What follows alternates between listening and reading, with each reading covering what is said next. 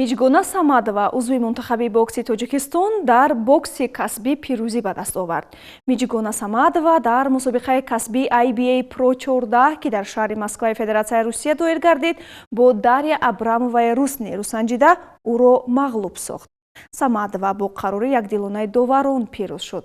Мубориза аз 6 раунд иборат буд ки дар он ҳарду иштирокчӣ сатҳи баланди омодагии техникӣ, истодагарии ҷисмонӣ ва иродаи қавӣ барои пирӯзӣ нишон доданд. Миҷгона Самадова қаҳрамони ду каратаи ҷоми ҷаҳон ва ҷоизадори чандин мусобиқаҳои бузурги байналмилалӣ мебошад. Ҳамзамон дар кикбоксинг ҳам вай ҷоизадор шудааст. Ин варзишгар дар бозиҳои олимпии соли 2024 ширкат карда, дар бозиҳои осиёи соли 2022 ва чемпионати Осиё соли 2021 медали биринҷӣ ба даст овардааст.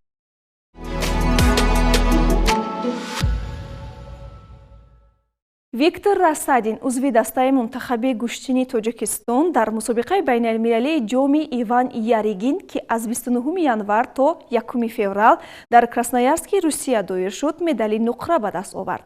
Дар финали вазни 70 килограмм ӯ бо қаҳрамони ҷаҳон ва Аврупо, инчунин барандаи медали тиллои ҷоми Иван Яригин дар соли гузашта Давид Баев аз округи Мухтори Ханти-Мансийск рақобат кард. Расадин ва Баев бори аввал дар мусобиқаи расмӣ бо ҳам рӯбарӯ шуданд. Сабқат бо ҳисоби 8-6 ба фоидаи Баев анҷом ёфт.